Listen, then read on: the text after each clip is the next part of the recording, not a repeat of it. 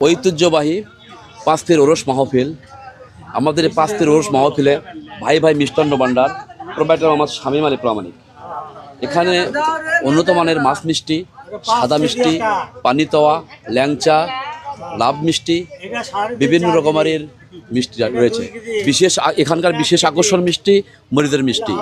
এই ঐতিহ্যবাহীর পুরাতন দোকানদার মুসলিম উদ্দিনের ছেলে মোহাম্মদ শামীম উদ্দিন বর্তমান প্রোভাইডার।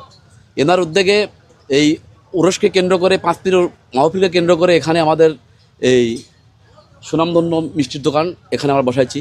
এখানে আমরা আশাবাদী আমাদের ঘরে অনেক ধরনের মিষ্টি আছে, অনেক মিষ্টি আছে, প্রায় 40 থেকে 50 মিষ্টি আছে।